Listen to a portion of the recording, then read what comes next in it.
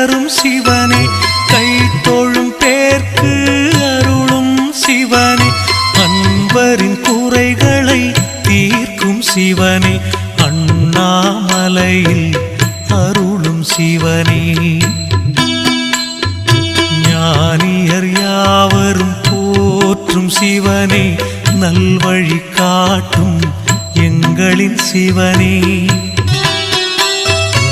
ஆணவ குணத்தை அழித்திடும் சிவனே, அண்ணாமலையில் அருளும் சிவனே.